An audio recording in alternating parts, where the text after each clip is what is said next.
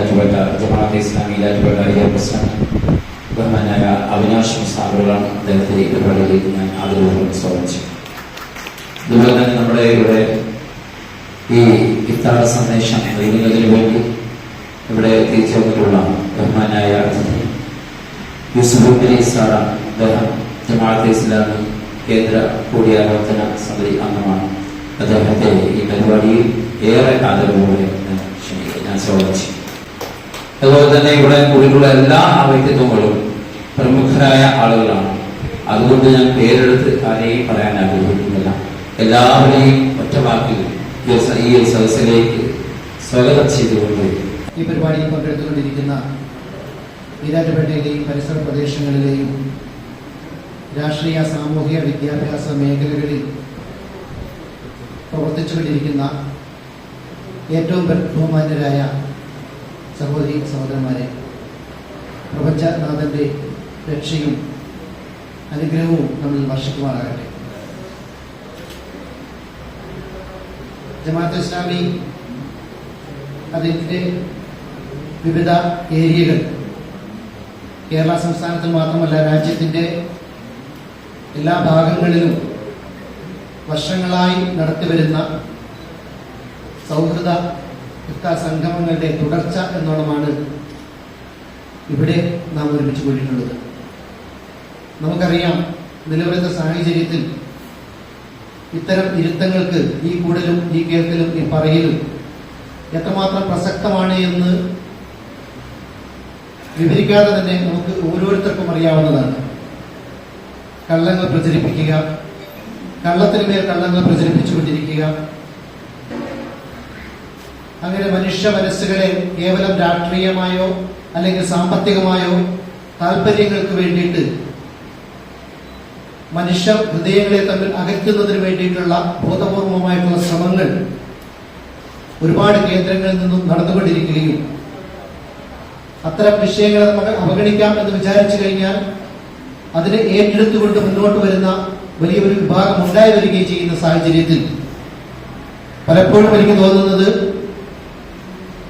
നമുക്ക് ആശങ്കയുണ്ടാക്കുന്നത് social media വഴിയൊക്കെ നമ്മൾ കണ്ടുകൊണ്ടിരിക്കുന്ന ഈ ദുഷ്പ്രചാരണങ്ങൾ പലപ്പോഴും ദുഷ്പ്രചരണത്തിന്റെയും വർഗീയതയുടെയും ആളുകളുടെ ശബ്ദമാണ് ഇവിടെ അന്തരീക്ഷത്തിൽ മുഖരിതമായി കൊണ്ടിരിക്കുന്നത്.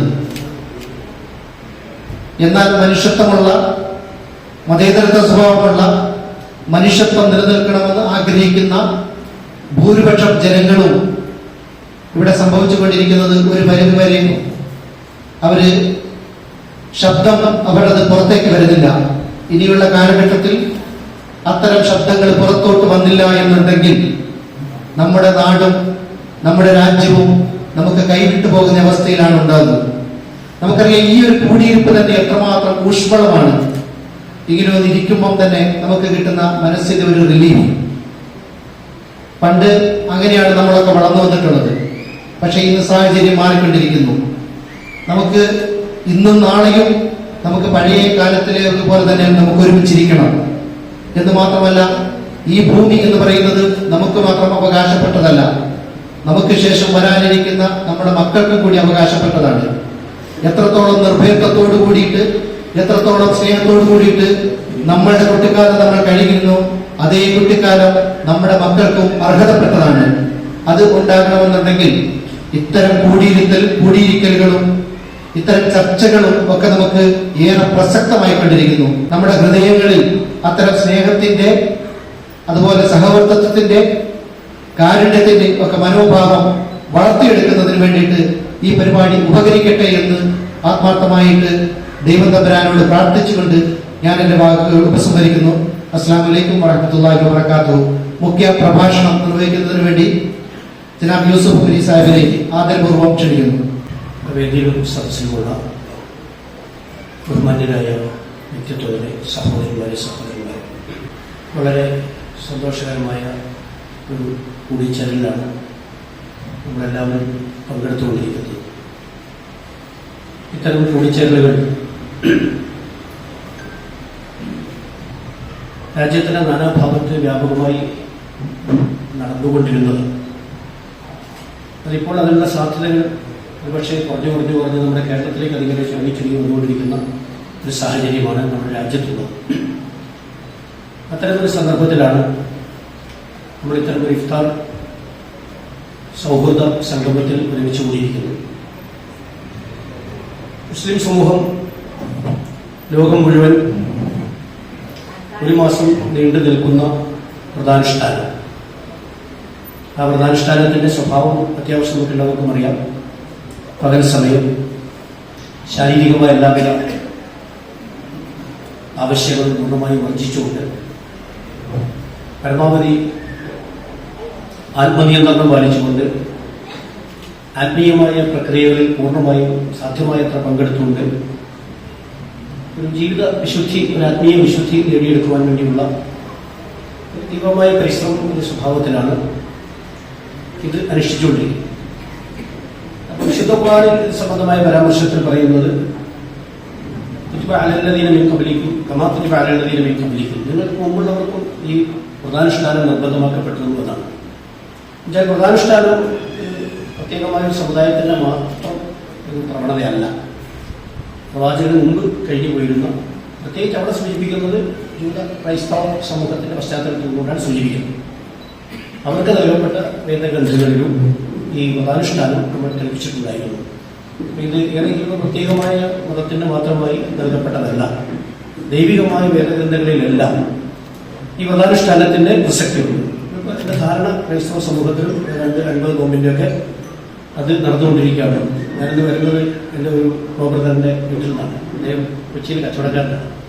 അദ്ദേഹം പറയുന്ന കച്ചവടം മൊത്തം ഉണ്ടാകുകയാണ്. കാരണം ക്രൈസ്തവരും നോമ്പിലാണ്. കാരണം വീട്ടിൽ ചടങ്ങുകളോ ആഘോഷങ്ങളോ ഒന്നും തന്നെ ഉണ്ടാവുകയില്ല. മുസ്ലിങ്ങൾ നോമ്പിലാണ്, കുട്ടികൾക്ക് പരീക്ഷയാണ്. അതുകൊണ്ട് കച്ചവടമെല്ലാം കംപ്ലീറ്റ് സ്റ്റോപ്പാണ് എന്ന് അത് കേട്ടിട്ടാണ് ഞാൻ കണ്ടത്. അപ്പോൾ ആ അർത്ഥത്തിൽ ഇപ്പോൾ ക്രൈസ്തവർ നോമ്പനുഷ്ഠിച്ചുകൊണ്ടിരിക്കുകയാണ്. മുസ്ലിങ്ങൾ സ്വഭാവങ്ങൾ വ്യത്യസ്തമാണ്.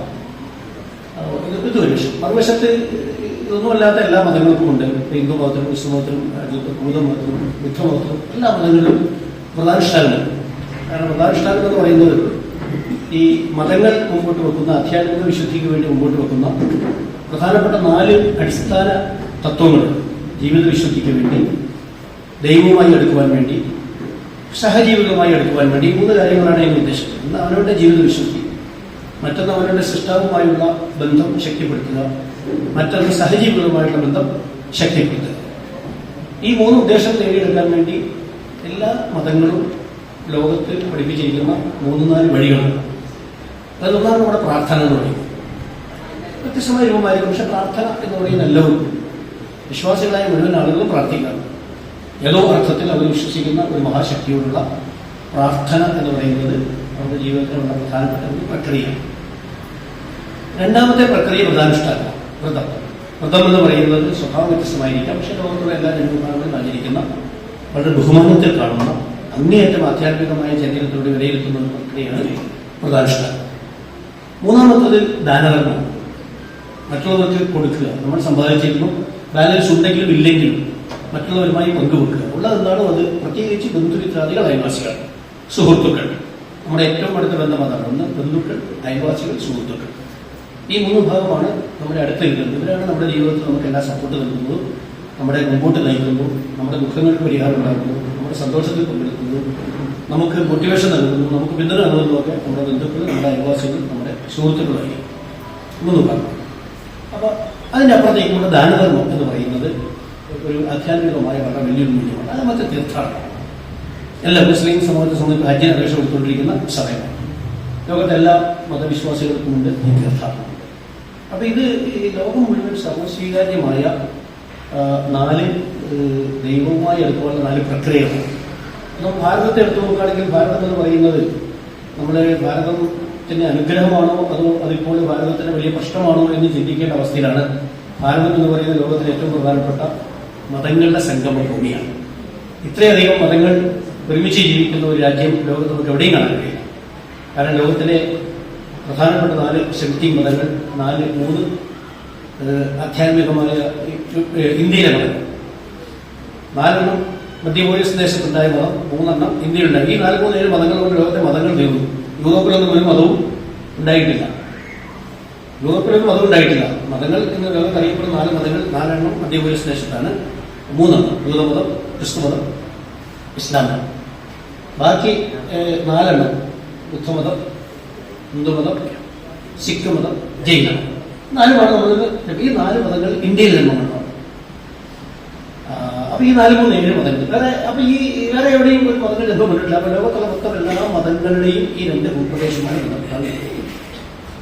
അപ്പൊ ഇതിൽ ഈ 4 മതങ്ങൾക്ക് ജന്മം നൽകിയ ഈ രാഷ്ട്രം, ഈ ഇന്ത്യ ജന്മം നൽകിയ ബുദ്ധമതം ഇന്ന് ഇന്ത്യയിലല്ല ഉള്ളത്. ചൈനയിലും ജപ്പാനിലൊക്കെയാണ് ഏറ്റവും കൂടുതൽ, തായ്ലാൻഡിലൊക്കെ ഉണ്ട്. ഇന്ത്യയിൽ വളരെ കുറവാണ്. അതുകൂടി നമ്മൾ മനസ്സിലാക്കേണ്ട കാര്യമാണ്. അപ്പൊ ഈ 4, 3, 7 മതങ്ങൾ, ഈ 4 മതങ്ങൾ ലോകത്തിന്റെ നാനാഭാഗത്തുള്ള ഈ 3 മതങ്ങൾക്ക് സ്വാഗതം നൽകി അവരെ ആദരിച്ച് സ്നേഹിച്ച് ഇവർ ഒരുമിച്ച് മുമ്പോട്ട് പോകും. ഈ 7 മതങ്ങളുടെ അനുയായികൾ ഈ രാജ്യത്തെ ഒരുമിച്ച് ജീവിക്കുന്നു എന്ന് പറയുന്നത് നമുക്ക് വലിയൊരു അസറ്റാണോ അതോ നമുക്ക് ലയബിലിറ്റി ആണോ എന്നതാണ്. പക്ഷെ ഇതേവരെ നമ്മുടെ രാജ്യത്തിന് അത് അസറ്റായി. പക്ഷെ ഇപ്പോൾ അത് ലയബിലിറ്റി ആയി ചില ആൾക്കാർക്കെങ്കിലും തോന്നിക്കൊണ്ടിരിക്കുകയാണ്. മറ്റുള്ള മതങ്ങൾക്കുള്ളത് പ്രശ്നമാണ്, മറ്റുള്ള മതങ്ങൾ ഈ രാജ്യത്തുള്ളത് പ്രശ്നമാണ് എന്ന് തോന്നുന്ന വ്യവസ്ഥ രാജ്യത്തെ ചിന്താഗതി ശക്തി പ്രാപിച്ചുകൊണ്ടിരിക്കുകയാണ്. നമുക്ക് ഏത് കാര്യത്തെയും വേണമെങ്കിൽ അനുഗ്രഹമാക്കാം, വേണമെങ്കിൽ അതിനെ ശാപമാക്കി മാറ്റാം. നമ്മളിപ്പോഴും പറയുന്നത് ലോകത്തിന് ഏറ്റവും പ്രധാനപ്പെട്ട ഇത്രയും 7 മതങ്ങൾ ഒരുമിച്ച് ജീവിക്കുന്ന ഒരു രാജ്യം വേറെയില്ല. അപ്പൊ ഇത് നമ്മൾ എടുക്കുകയാണെങ്കിൽ നമ്മൾ വലിയ അഭിമാനകരമായി ലോകത്ത് ഉയർത്തിപ്പിടിക്കാവുന്നതാണ്. പക്ഷെ ഇന്ന് അവസാനം പുറത്തു വന്നിരിക്കുന്ന ഇൻഡെക്സിൽ ലോകത്തിൽ ഏറ്റവും കൂടുതൽ ഹെയ്റ്റ് ക്യാമ്പയിൻ നടത്തുന്ന 167 എപ്പിസോഡുകൾ റിപ്പോർട്ടേഴ്സ് വിത്തൗട്ട് ബോർഡർ എന്ന ലോകപ്രസിദ്ധമായ വാർത്താ സംഘടനയുടെ റിപ്പോർട്ട് അനുസരിച്ച് 187 111 നടന്നത് ഇന്ത്യയിലാണ്. ഞാൻ ആളുകളുടെ പേര് റിപ്പോർട്ടിംഗ് മഹത്തായ സംഘം പറയാം. 187 ഹെയ്റ്റ് റിപ്പോർട്ട്, വളരെ രൂക്ഷമായ ഹെയ്റ്റ് റിപ്പോർട്ട് പ്രസിദ്ധീകരിക്കപ്പെട്ടത് 117 യഥാർത്ഥത്തിൽ ഇന്ത്യയിലാണ്. അപ്പൊ ഇന്ത്യയിൽ വളർന്നു വന്നുകൊണ്ടിരിക്കുന്നത് വ്യത്യസ്ത മതങ്ങളുള്ളത് നന്മയാണോ അതോ അപകടകരമാണോ? ഇത് ഒരു പ്രധാനപ്പെട്ട ചോദ്യമാണ്. നമ്മളെ മനസ്സിലാക്കി ചോദിക്കേണ്ട ഒരു ചോദ്യമാണ്. ശരിക്കും പറഞ്ഞാൽ ലോകത്തിന്റെ മേൽ ഇത് വളരെ വലിയൊരു അസറ്റായി നമുക്ക് ഉയർത്തിപ്പിടിക്കാൻ കഴിയുന്ന ഒരു കാര്യമാണ്. ലോകത്തൊരു രാജ്യത്തിലില്ല, എവിടെ നമുക്ക് കാണാൻ കഴിയില്ല അവിടെ ജീവിക്കും. അപ്പൊ നമ്മൾ ഇന്ന് രാജ്യത്തിന്റെ അവസ്ഥ വളരെ പെട്ടെന്ന് മാറിക്കൊണ്ടിരിക്കുക. ഉത്തരേന്ത്യ ഏറെക്കുറെ പൂർണ്ണമായി മാറി കഴിഞ്ഞിരിക്കും. ഈ തിരിച്ചു പിടിക്കാൻ കഴിയുമോ എന്ന് തന്നെ സംശയം. ഞാൻ അതിലേക്ക് ദീർഘമായി ഉദ്ദേശിക്കുന്നില്ല. അപ്പം ഇങ്ങനെ ഒരു സന്ദർഭത്തിൽ ഈ മതത്തിന്റെ മൂല്യങ്ങൾ, അത് മത സമുദായങ്ങളുടെ താല്പര്യങ്ങൾ, ഇവിടെയാണ് പ്രശ്നം. മതത്തിന്റെ മൂല്യങ്ങളും മത സമുദായങ്ങളുടെ താല്പര്യങ്ങളും തമ്മിലുള്ള സംഘർഷമാണ് യഥാർത്ഥ സമൂഹത്തിൽ നടന്നുകൊണ്ടിരിക്കുന്നത്.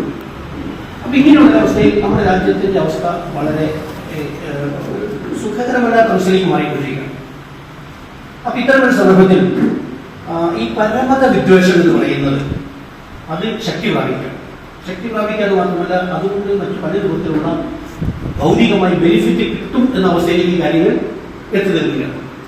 ഈ സന്ദർഭത്തിൽ നമ്മൾ ആലോചിക്കേണ്ടത് അതിനപ്പുറത്തേക്ക് ഒരു അല്പം ഒന്ന് മെച്ചപ്പെട്ട് നിൽക്കുന്നത് കേരളമാണ്. അപ്പൊ നമ്മൾ ആദ്യമായി മനസ്സിലാക്കേണ്ടത് ലോകത്ത് എല്ലാ മതങ്ങളും നിലനിൽക്കുക തന്നെ ചെയ്യും. ആര് ഏത് എന്ത് ക്യാമ്പയിൻ നിർത്തിയാലും ലോകത്തൊരു മതവും ഇല്ലാതാകാൻ പോകുന്നില്ല. ലോകത്തൊരു മതവിശ്വാസികളും കുറ്റിയേറ്റ് പോകാൻ പോകുന്നില്ല. ലോകത്ത് എല്ലാ മതവിശ്വാസികളും ഉണ്ടാവും, എല്ലാ മതങ്ങളും ഉണ്ടാകും.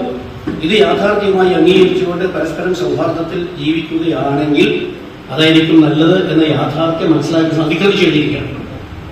പക്ഷെ ആ യാഥാർത്ഥ്യം മനസ്സിലാക്കാൻ ആളുകൾ സന്നദ്ധരല്ല. ദൈനംദിനം മുമ്പോട്ട് പോകുമ്പോഴും ഈ ലോകത്തിലെ പ്രശ്നങ്ങൾ രൂക്ഷമായി വരികയാണ്. ഇത് നേരത്തെ സൂചിപ്പിച്ചതുമാതിരി ഈ ഇന്ന് ലോകം ഭരിച്ചുകൊണ്ടിരിക്കുന്നത് 3 പ്രധാനപ്പെട്ട ഘടകങ്ങളാണെന്നാണ് പറയുന്നത്. അതിൽ ഒന്ന് ഡീപ് സ്റ്റേറ്റ് ആണ്. ഡീപ് സ്റ്റേറ്റ് എന്ന് വെച്ചാൽ നമ്മുടെ ഭരണകൂടത്തിന്റെ മേൽത്തട്ടിനേക്കാൾ ഭരണകൂടത്തിന്റെ അടിത്തട്ട് എന്ന് വെച്ചാൽ IAS, IPS, IFS പോലുള്ള റവന്യൂ ഉദ്യോഗസ്ഥന്മാരെ ഭരണനിർവഹണം നടത്തുന്ന മന്ത്രിസഭയല്ല, രാഷ്ട്രീയ പാർട്ടിയല്ല. അതിന്റെ അടിയത്തിലെ ഡീപ് സ്റ്റേറ്റ്. ഏത് മിനിസ്ട്രി വന്നാലും ഏത് ഭരണകൂടം വന്നാലും ഡീപ് സ്റ്റേറ്റ് മാറില്ല. ഈ ഡീപ് സ്റ്റേറ്റ് എന്ന് പറയുന്നത് ലോകത്ത് വലിയ അപകടകരമായ ഒരു പ്രവണതയായി ലോകത്ത് നിയന്ത്രിച്ചുകൊണ്ടിരിക്കുന്നത് ഒന്ന് അതാണ്. ഒന്ന് യഥാർത്ഥത്തിൽ അതാണ്. മറ്റൊന്ന് ഈ ഫേക്ക് ന്യൂസാണ്. ഫേക്ക് ന്യൂസ് എന്ന് പറയുന്നത് വളരെ പ്രധാനപ്പെട്ട ഒരു ഘടകമാണ്. ഫേക്ക് ന്യൂസ്, വ്യാജ വാർത്തകൾ, നിരന്തരമായി വ്യാജ വാർത്തകൾ. നമുക്ക് എല്ലാവർക്കും അറിയാം, ഹിറ്റ്ലറിന്റെ യുദ്ധകാര്യമന്ത്രി ആരാണ് ആർക്കും അറിയാൻ പറ്റില്ല. ഹിറ്റ്ലറിലെ ക്യാമ്പയിൻ മിനിസ്റ്റർ ആരാന്ന് ചോദിച്ചാൽ എല്ലാവർക്കും അറിയാം, ഗീബൽസാണ്. ഗീബൽസിന്റെ പ്രസിദ്ധമായ തിയറിയുണ്ട്, ഒരേ നുണ ആവർത്തിച്ചുകൊണ്ടേയിരിക്കുക, ഒരുമിച്ച് നുണ ഒരേ സമയത്ത് പറയരുത്. ഒരു നുണ ആവർത്തിച്ചുകൊണ്ടേയിരിക്കുക. അത് ഫലപ്രദമായതിനു ശേഷം മാത്രമേ അടുത്ത നുണ പറയാവുള്ളൂ. ഒരുമിച്ച് പല നുണകൾ ഒരേ സമയത്ത് പറയരുത്. ശരിയല്ലേ? ഒരു നുണ നിരന്തരമായി ആവർത്തിച്ചുകൊണ്ടേയിരിക്കുക. അങ്ങനെ ആവർത്തിച്ച് കേൾക്കുമ്പോൾ ഏത് കാര്യം ആവർത്തിച്ച് കേട്ടാലും അതിൽ കുറച്ച് ശരി കാണുകയില്ല എന്ന് വളരെ നിഷ്കളങ്കരായ ആളുകൾ ചിന്തിച്ചു പോകുന്ന അവസ്ഥയിലേക്ക് നിങ്ങൾക്ക് നിങ്ങളുടെ ക്യാമ്പിംഗ് മിഷണറിയെ പ്രവർത്തിപ്പിക്കാൻ കഴിയണം എന്നാണ്. യുദ്ധകാര്യമന്ത്രിയെക്കാളുപരി അന്ന് ഏറ്റവും അധികം ലോക പ്രശസ്തനായത് ഈ മനുഷ്യനാണ്. അപ്പൊ ഈ ഫേക്ക് ന്യൂസ് മൂന്നാമത്തെ പോസ്റ്റ് ട്രൂത്താണ്. സത്യാനന്തര കാഴ്ചപ്പാട്. സത്യത്തിൽ നിന്ന് വ്യതിചലിപ്പിച്ചുകൊണ്ട് വേറെ ഒന്നിലേക്ക് സംഭവ സത്യമാണ്, പക്ഷെ അത് നമ്മൾ മനസ്സിലാക്കി പ്രചരിപ്പിക്കുന്നതും വേറൊന്നാണ് പ്രചരിപ്പിക്കുക. സംഭവ വസ്തുതയില്ല. ഫേക്ക് ന്യൂസ് വസ്തുതയേ ഇല്ല. പക്ഷെ ഈ പോസ്റ്റർ ട്രൂത്ത് എന്ന് പറയുന്നത് വസ്തുത ഉണ്ടാവും, പക്ഷെ നമ്മൾ അതിൽ പ്രചരിപ്പിക്കുന്നത് വേറെ ഒന്നായിട്ട് പ്രചരിപ്പിക്കുക. അതാണ് സത്യാനന്തരം. സത്യത്തിന് ശേഷം സത്യമുള്ളത്, പക്ഷെ നമ്മൾ ഫോക്കസ് ചെയ്യുന്നത് സത്യാനന്തര കാലഘട്ടത്തിലാണ്. അതാണ് നമ്മൾ ഈ പോസ്റ്റർ ട്രൂത്ത്. ഈ പോസ്റ്റർ ട്രൂത്തും ഡീപ്പ് സ്റ്റേറ്റും ഫേക്ക് ന്യൂസുമാണ് ഈ കാലഘട്ടത്തിന്റെ ലോകത്തിന്റെ സമൂഹങ്ങൾ നേടിച്ചുകൊണ്ടിരിക്കുന്നതാണ് ഈ പോസ്റ്റ് മോഡേൺ കാലഘട്ടത്തിലെ പ്രമുഖരായ ബുദ്ധിജീവികൾ എന്ന ലോക സമൂഹത്തിൽ. അത് ഫേക്ക് ന്യൂസാണ് നമ്മളിന്ന്. ഇപ്പൊ നമ്മുടെ കേരളത്തിലേക്ക് വരിക. കേരളം ഇന്ത്യയിലെ ഏറ്റവും മനോഹരമായ സ്റ്റേറ്റാണ്. അതിന്റെ ഒരു കാരണം എന്താണെന്ന് വെച്ചാൽ എല്ലാ മതവിശ്വാസികളും ഇടപെടലിൽ ജീവിക്കുന്ന ഒരു സ്റ്റേറ്റിൽ ഉത്തരേന്ത്യയിൽ ഒന്നുമില്ല. ഉത്തരേന്ത്യ സെഗ്രിഗേഷനാണ്, ഇന്റഗ്രേഷനല്ല, സെഗ്രിഗേഷനാണ്. ജാതി വേറെ, മതം വേറെ. ഞാൻ ഉത്തരേന്ത്യ ഗ്രാമങ്ങളിലൊക്കെ സഞ്ചരിച്ചിട്ടുള്ളതാണ്. ഒരു ഗ്രാമങ്ങളിൽ ഓരോ പ്രദേശം, ഓരോ പ്രദേശത്ത് ഓരോ ജാതിയാണ്, ഓരോ മതമാണ്. അവിടെ വേറെ ആരുമില്ല, അവരാരെയും അറിയുന്നില്ല, കാണുന്നില്ല. സ്ട്രീറ്റുകൾ തന്നെ വേറെ വേറെയാണ്. പക്ഷെ ഇന്ത്യയിൽ അങ്ങനെയല്ല, കേരളത്തിൽ അങ്ങനെയല്ല. നമ്മുടെ കേരളത്തിൽ എല്ലാ മതവിശ്വാസികളും കൊണ്ട് ഏറെക്കുറെ ഒരു ആനുപാതികമായ പ്രൊപ്പോർഷൻ, ഒരു 30, 35, 28 താഴെ ഹിന്ദുക്കളുണ്ട്, ക്രിസ്ത്യാനികളുണ്ട്, മുസ്ലിങ്ങളുണ്ട്. 25 താഴെ അവരുടെ സമ്മാനം എടുത്താൽ 75% ഈ കമ്മ്യൂണിറ്റിയുമായിട്ട് വരും. ബാക്കി ആളുകാരെ വരിക ഒരു 80ന്റെ മുകളിലേക്ക്. അപ്പോൾ ഒരു ഏറെക്കുറെ ഒരു നിയർലി ഈക്വൽ റെപ്രസെന്റേഷൻ നമ്മുടെ ഈ കേരളത്തിലുണ്ട്. എല്ലാ പ്രദേശങ്ങളിലും നമ്മൾ ഇടപെടുകയാണെങ്കിൽ അയൽവക്ക ബന്ധം വളരെ ശക്തമാണ്. നമ്മളൊരു പഴഞ്ചൊല്ലുണ്ട്, ഒരു പ്രസിദ്ധമായിട്ട്, നിങ്ങൾക്ക് നിങ്ങളുടെ സുഹൃത്തിനെ മാറ്റാൻ, നിങ്ങളുടെ അയൽവാസിയെ മാറ്റാൻ പറ്റില്ല. നിങ്ങൾക്ക് നിങ്ങളുടെ സുഹൃത്തിനെ റഷ്യയെ ഇന്ത്യയുടെ സൗഹൃദ വലയത്തിൽ നിന്ന് മാറ്റി സൗഹൃദം വേണമെങ്കിൽ ട്രംപുമായിട്ട് നമുക്ക് പറ്റാം. പക്ഷെ പാകിസ്ഥാൻ നമുക്ക് അയൽവക്കത്ത് മാറ്റാൻ പറ്റില്ല, ബംഗ്ലാദേശിനെ അയൽവക്കത്ത് മാറ്റാൻ പറ്റില്ല. അയൽവക്കം സ്ഥായിയാണ്, സൗഹൃദം താൽക്കാലികമാണ്. അയൽവക്കം സ്ഥായിയാണ്, അത് അയാൾ തീരുമാനിക്കുന്ന സ്ഥലം വിട്ട് പോകണം. നമ്മുടെ ചുറ്റുഭാഗത്തും അയൽവാസികളുടെ കടമകൾ. നമ്മൾ ഓഫീസുകളിൽ പോയാൽ പല ജാതി മതവിഭാഗം, എല്ലാ ഓഫീസ്, ഇവിടെ വിദ്യാഭ്യാസം എല്ലാ സമുദായത്തിലും എല്ലാ ഓഫീസിലും എല്ലാ മതവിഭാഗങ്ങളും, എല്ലാ മതവിഭാഗത്തിലും എല്ലാ തരത്തിൽപ്പെട്ട ഗുരുനാഥൻ. എന്റെ 3 പെൺമക്കളുണ്ട്. ആ പെൺമക്കളെ എല്ലാ ഗുരുനാഥന്മാരും മുസ്ലിംസാണ്. എന്റെ പെൺമക്കൾക്ക് ഗുരുനാഥന്മാർ മുസ്ലിങ്ങളെ ഇല്ല. ബഹുഭൂരിഭാഗവും ക്രൈസ്തവ സുഹൃത്തുക്കളായിരുന്നു. അധ്യാപകർ LP UP സ്കൂളിലാണ്, ക്രൈസ്തവ എയ്ഡഡ് സ്കൂളിലാണ് പഠിച്ചത്. അതിലെ മുഴുവൻ അധ്യാപകരും ക്രിസ്തീയ സമുദായത്തിൽപ്പെട്ട അധ്യാപകരായിരുന്നു. അത് കഴിഞ്ഞ് മുമ്പോട്ട് പോയപ്പോഴും അപ്പൊ സ്വാഭാവികമായും നമ്മൾ പഠിപ്പിക്കുന്നു, പ്രവർത്തിക്കുന്നു. പക്ഷേ ഈ കേരളത്തിന്റെ അവസ്ഥ, കേരളം ഇത് ടാർഗറ്റ് ചെയ്യപ്പെട്ടിരിക്കുന്നു നിലവിലുള്ള ഒന്ന്. ഇന്ത്യ അടിസ്ഥാനത്തിൽ കേരളം ടാർഗറ്റ് ചെയ്യപ്പെട്ടിരിക്കുക. അതിന് ഏറ്റവും പ്രധാനപ്പെട്ടതായിരുന്നു കേരള സ്റ്റോറി എന്ന് പറയുന്നത്.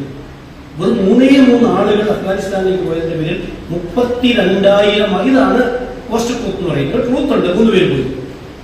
പക്ഷെ അത് 32,000 ആക്കി ഫേക്ക് ന്യൂസിലേക്ക് മാറ്റി. ഇതിനകത്ത് പോസ്റ്റ് ട്രൂത്തും ഉണ്ട്, ഫേക്ക് ന്യൂസും ഉണ്ട്.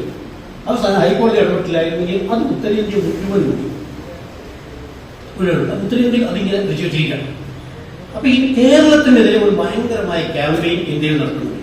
അത് നമ്മൾ പ്രത്യേകം മനസ്സിലാക്കേണ്ടതാണ്. കാരണം ഇത്ര സമൃദ്ധമായി നിൽക്കുന്നു, സൗഹാർദ്ദപരമായി നിൽക്കുന്നു എല്ലാ സമുദായങ്ങളും. അത് നമുക്ക് മലയാളികൾ മനസ്സിലാക്കണം. ഉത്തരേന്ത്യയിൽ വളരെ ശക്തമായ ഒരു ആന്റി കേരള ക്യാമ്പയിൻ നടത്തുന്നു. അത് ഗൗരവത്തിൽ മനസ്സിലാക്കുക. അതിന് ഏറ്റവും പല ഉദാഹരണങ്ങളുണ്ട്. കേരളത്തിലേക്ക് വരികയാണെങ്കിൽ ടാർഗറ്റ് ചെയ്യപ്പെടുന്നത് ഒന്നാമത് മലപ്പുറം ജില്ലയാണ്. മലപ്പുറം ജില്ല നിരന്തരമായി വയനാട് ഒരു ആന ചേർത്തപ്പോൾ അത് മലപ്പുറത്താണ് എന്ന് മേനകാ ഗാന്ധി ട്വീറ്റ് ചെയ്തു. മേനകാ ഗാന്ധിയുടെ ട്വിറ്റർ വായിച്ചുകൊണ്ട് NDTV അത് പബ്ലിഷ് ചെയ്തു.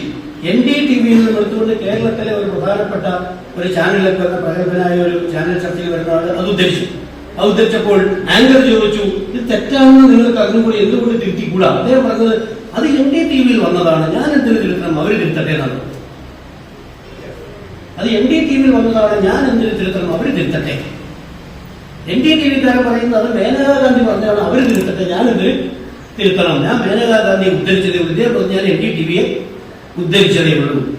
മലപ്പുറത്ത് മലപ്പുറത്താണ്. മലപ്പുറത്ത് ആനയെത്താൻ പ്രശ്നമാണ്, വയനാട് ആനയെത്താൻ കുഴപ്പമൊന്നും. എന്ന് മാത്രമല്ല മലപ്പുറം ആനകളുടെ ഒരു ശവപ്പുറമായി മാറിക്കൊണ്ടിരിക്കുകയാണ് എന്നാണ് മേനകാ ഗാന്ധി ട്വീറ്റ് ചെയ്തത്.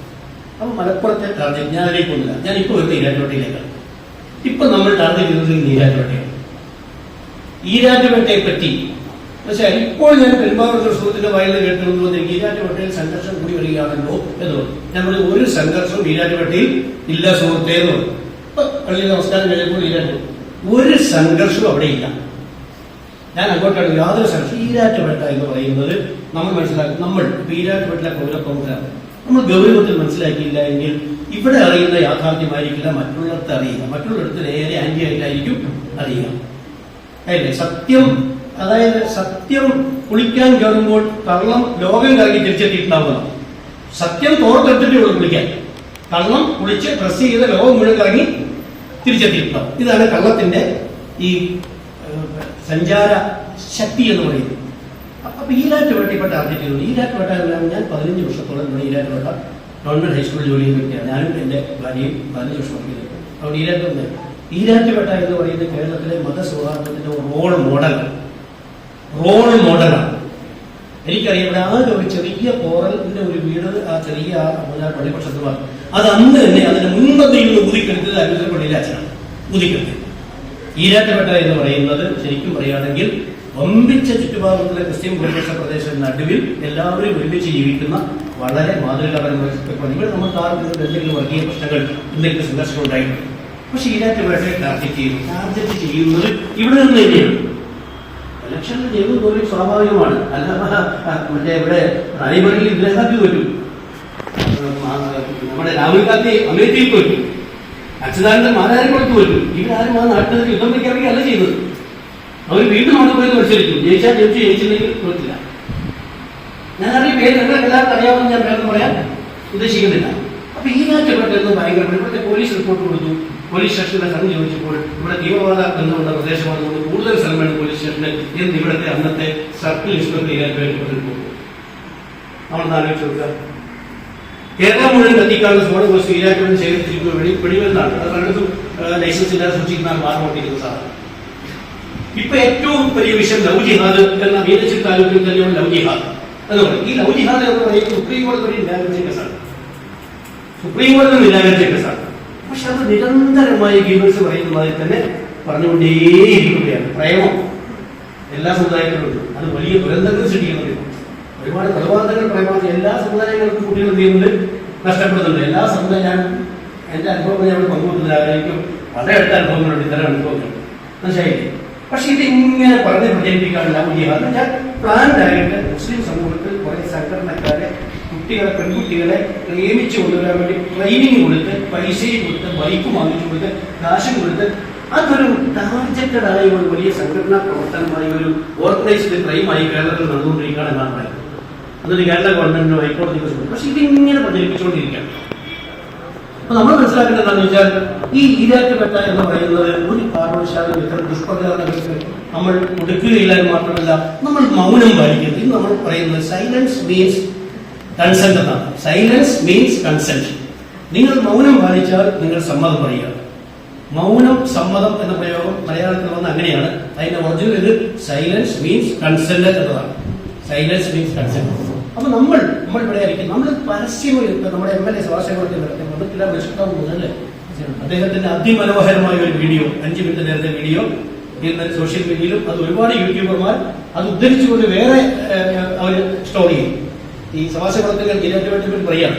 അവിടെ നിൽക്കുന്ന അമ്പലത്തെ പറ്റി, അരുവിത്തറ പള്ളിയെ പറ്റി, നെയ്നാർ പള്ളിയെ പറ്റി, ഇവിടുത്തെ ഹിന്ദു മുസ്ലിം സൗഹാർദ്ദത്തെ പറ്റി, ഇവിടുത്തെ ബിസിനസ്സുകളെ പറ്റി, ഇവിടുത്തെ ജീവിതത്തെ പറ്റി, ഇവിടുത്തെ ആഘോഷങ്ങളെ പറ്റി ഒക്കെ അദ്ദേഹം 5 മിനിറ്റ് ഇത് അദ്ദേഹം അത്രയും പറഞ്ഞുകൊണ്ട് ഒരുപാട് സൗഹാർദ്ദത്തിൽ അധിഷ്ഠിതമായ യൂട്യൂബർമാർ അത് അങ്ങനെ തന്നെ കോട്ട് ചെയ്തുകൊണ്ട് അവർ ഇതാണ് ചെയ്യും. ഇങ്ങനെ എല്ലാവരും പറയണം, മൗനം പാലിക്കരുത്. മൗനം പാലിച്ചാൽ യഥാർത്ഥത്തിൽ ഹേറ്റ് ക്യാമ്പയിൻസ്. അതുകൊണ്ട് നമ്മൾ സൈലൻസ് നമ്മൾ ലംഘിക്കണം. അതുകൊണ്ട് എനിക്ക് ഇവിടെ ഇരിക്കുന്ന മുപ്പത്തിനാല് ആൾക്കാരെ പറയാനുള്ളത്, നമ്മളുടെ ഈ പ്രദേശ വന്നാൽ ഇതിന്റെ പ്രധാന ബലിയാണ് നമ്മൾ തന്നെയാണ്. അപ്പൊ ഈരാറ്റുപേട്ടയിൽ അങ്ങനെ ഒരു പ്രശ്നവുമില്ല, യാതൊരു പ്രശ്നമില്ല. ഇവിടെ നമ്മൾ മനസ്സിലാക്കേണ്ട ഇവിടെ കഴിഞ്ഞ ഇത്രയും നാളായിട്ട് ഈരാറ്റുപേട്ടയിലെ ഭൂരിപക്ഷം മുസ്ലിങ്ങളും ഇവിടെ വോട്ട് ചെയ്തുകൊണ്ടിരിക്കുന്നത് ക്രൈസ്തവ സ്ഥാനാർത്ഥികളാണ്. മുസ്ലിം സ്ഥാനാർത്ഥികളല്ല, അല്ല, ക്രൈസ്തവ സ്ഥാനാർത്ഥിക്കാണ് വോട്ട് ചെയ്തുകൊണ്ടിരിക്കുകയാണ്. ആദ്യമായി നമ്മുടെ VCO MLA മത്സരിച്ച് ജയിക്കുന്നതന്നെ ഈ ഈരാറ്റുപേട്ട ഭൂരിപക്ഷം തന്നെയാണ് ബാക്കി ന്യൂനപക്ഷത്തെ അദ്ദേഹം അതിജീവിച്ചത്. ആ രൂപത്തിൽ എല്ലാവരും ഇടപെടി ജീവിക്കുന്ന ഒരു ഈരാറ്റുപേട്ടയെ എന്തിന് ഈ രൂപത്തിൽ പുറത്തേക്ക് തെറ്റിദ്ധരിക്കും? ഇപ്പോൾ പുറത്തൊക്കെ അതൊക്കെ നിങ്ങൾക്ക് അറിയാൻ പോലെ നമ്മൾ കേൾക്കുന്നില്ല.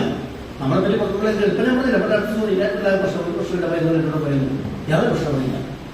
ഇത് ഈ രൂപത്തിൽ തെറ്റായ പ്രചാരണം പുറത്തേക്ക് വരികയാണ്. അതുപോലെ മലപ്പുറത്തെക്കുള്ള തെറ്റായ പ്രചാരണം വരുന്നത് കേരളത്തെക്കുള്ള തെറ്റായ പ്രചാരണം വരുന്നതുമായി പ്രചരിപ്പിക്കുന്ന ഒരു സ്ഥലത്ത് നടക്കുന്ന വ്യവസ്ഥ. അത് ഞാനിവിടെ പറയാൻ ഉദ്ദേശിക്കുന്നത്, നമ്മൾ സൗഹാർദ്ദത്തിൽ ജീവിച്ചുകൊണ്ടിരിക്കുന്ന നമ്മുടെ സൗഹാർദ്ദം ഉണ്ടാക്കേണ്ട കാര്യമില്ല. ഞാൻ പറയുന്നത് ഈ രാജ്യങ്ങളിൽ മതസൗഹാർദ്ദം ഉണ്ടാക്കേണ്ട കാര്യമേ ഇല്ല. ഉള്ളത് തകരാതെ നോക്കിയാൽ മാത്രം മതി. അതിന് വേണ്ടത് പച്ചയായി നമ്മുടെ MLA മാതൃക സ്വീകരിച്ചുകൊണ്ട് വോയിസുള്ള ആളുകൾ, ശബ്ദിക്കാൻ കഴിയുന്ന ആളുകൾ, ഓഡിയൻസ് കിട്ടുന്ന ആളുകൾ, പറഞ്ഞാൽ കേൾക്കാൻ സദസ്സ് കിട്ടുന്ന ആളുകൾ ഈ വസ്തുത ലോകത്തോട് തുറന്ന് പറയണം. ആ പറയാതിരിക്കുന്ന നിശബ്ദതയാണ് നന്മയുടെ നിശബ്ദതയാണ് തിന്മയുടെ ഏറ്റവും വലിയ അനുഭൂതി. അതുകൊണ്ട് പ്രിയപ്പെട്ട സഹോദരി സഹോദരന്മാരെ ഒന്നിച്ചു കൊടുക്കുന്നില്ല. ഈ പരിശുദ്ധമായ റംസാൻ മാസമാണ്. ഈ റംസാൻ മാസത്തിൽ ജീവിത വിശുദ്ധിയുടെ മാസമാണ്, സത്യത്തോടുള്ള പ്രതിബദ്ധത നടത്തേണ്ട മാസമാണ്, സൗഹാർദ്ദം ഉയർത്തിപ്പിടിക്കേണ്ട മാസമാണ്. അതുകൊണ്ട് നമ്മൾ ഈ പ്രദേശത്തെ താറടിക്കാൻ അനുവദിച്ചു കൊടുക്കരുത്.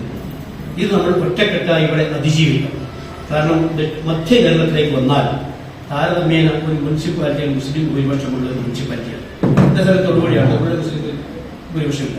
ഞാൻ പെരുമ്പാവൂരിൽ നിന്നാണ് വരുന്നത്. ഒരുപാട് മുസ്ലിങ്ങളുടെ വലിയ സമ്പന്ന മുസ്ലിങ്ങളുടെ വലിയ ഘടന. പക്ഷേ അവിടെ പെരുമ്പാവൂർ മുനിസിപ്പാലിറ്റി മുസ്ലിം ഭൂരിപക്ഷ മുനിസിപ്പാലിറ്റി അല്ല.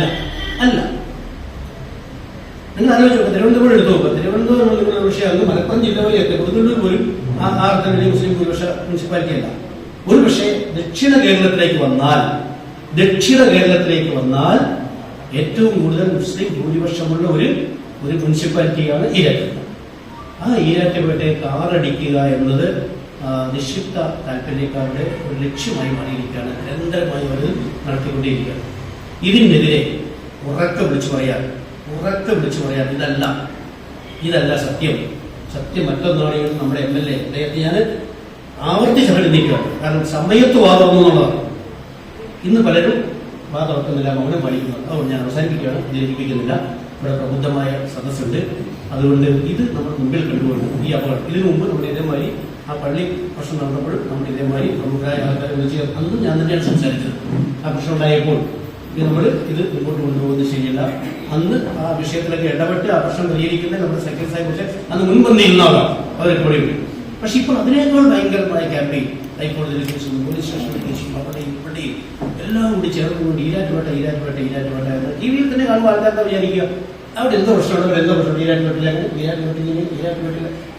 MLA പോലീസ് അറസ്റ്റ് ചെയ്തു, അദ്ദേഹം ജാമ്യം കൊടുത്തു, അദ്ദേഹം അങ്ങനെ പറയുന്നു, അദ്ദേഹം ഇങ്ങനെ പറയുന്നു, ഇങ്ങനെ പറയുന്നു, ഇന്നലെ ഹൈക്കോടതി കേസ് വരുന്നു. അത് പറയുന്നു, ഇന്നലെയും ഹൈക്കോടതി പരാമർശം നടത്തിയിട്ടുണ്ട്. ഈരാറ്റുപേട്ട ഈ ഇവിടുത്തെ ഇതൊക്കെ കാണുമ്പോൾ ആൾക്കാർ അവിടെ എന്തോ ഉണ്ടെന്നോ പക്ഷെ ഇവിടെ ഒന്നുമില്ല. ഇവിടെ ഉണ്ടാക്കാൻ ശ്രമിക്കുകയാണ്. ഇത് നമ്മുടെ തൽക്കാല കക്ഷികൾക്ക് വശംവദരാകരുത്. അതിനെ ശക്തമായി ചേർക്കണം. നമ്മുടെ ഭോജനം ഭജിക്കണം. നന്മയാണ് മതങ്ങളുടെ ലക്ഷ്യം. ആരാധനാകർമ്മങ്ങളുടെ ലക്ഷ്യം നന്മയാണ്, ജീവിത വിശുദ്ധിയാണ്. നമ്മളുടെ പ്രതിബദ്ധത ഈശ്വരനോടാണ്. അത് കഴിഞ്ഞ് നമ്മുടെ സഹജീവികളോട് കാരുണ്യമില്ലാത്തവന്റെ മേൽ ഈശ്വരന്റെ കാരുണ്യം ഉണ്ടാവുകയില്ല എന്നാണ്.